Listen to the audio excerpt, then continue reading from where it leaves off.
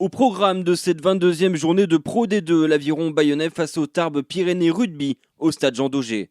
Deux équipes qui évoluent aux antipodes au classement. Pour les Tarbais, la saison est loin d'être évidente avec notamment les soucis financiers du club. Pour Bayonne, tout va beaucoup mieux avec une deuxième place à laquelle le club basque s'accroche, synonyme de demi-finale à domicile. Le début du match est en faveur des Ciels et Blancs qui prennent la mesure du jeu dès les premières secondes. Tarbes pour sa part est indiscipliné, que ce soit dans le camp basque ou dans le sien, ce qui offre une bonne première pénalité à Willy Duplessis. L'ouvreur Ciels et Blancs inscrit les 3 premiers points de cette rencontre. Les Basques passent enfin la ligne d'avantage grâce à Lovo Balavou qui feinte la passe et donne après contact pour Thierry qui sert finalement Egarty qui inscrit le premier essai du match. Un très bel essai qui est transformé par l'ouvreur Willy Duplessis. Bayonne 10, Tarbes 0.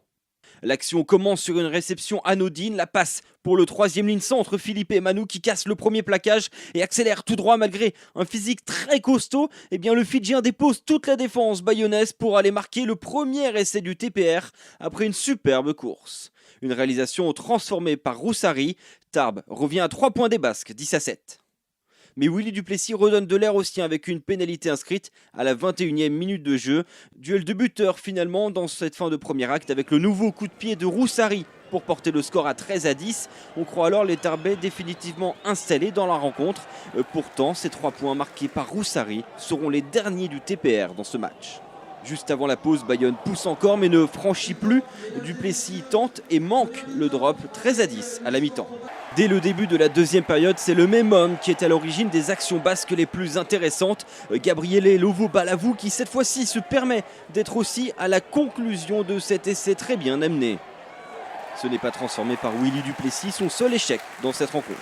Parce que quelques minutes après, l'ouvreur basque se relance avec cette pénalité qui passe entre les perches. 11 points d'avance pour l'Aviron. Le trou est fait au tableau d'affichage, la quête du bonus offensif est lancée donc pour Bayonne et elle commence dès maintenant avec une situation très favorable. Elle progresse, cette équipe bayonnaise au centre du terrain. Le ballon a beaucoup de mal à sortir. Rouette parvient tout de même à sortir ce ballon pour Tisseron qui prend l'intervalle et marque le 3e essai des siens. Derrière son Duplessis est toujours impeccable et enquille une nouvelle transformation. Il ne manque plus qu'un essai au ciel et blanc pour glaner ce fameux point de bonus offensif. Chandelle de Duplessis pour Egarty qui récupère le ballon et sert à l'aveugle le talonneur remplaçant Rassi Van Vuren qui file à l'essai. Non, l'ailier avait mis le pied en touche, signale Monsieur Ourquet, arbitre de cette rencontre. La pluie a redoublé d'intensité, pourtant les velléités offensives des deux équipes sont toujours présentes avec Vounissa pour le TPR qui serre son arrière dans le bon tempo mais le ballon est perdu au sol. À 5 minutes du terme, la décision est faite. Bayonne va s'imposer sans souci. Mais sur quel score? Avec ou sans le point de bonus offensif? Énorme relance de Tisseron, le très jeune ailier déchire la défense pyrénéenne et sert Fuster.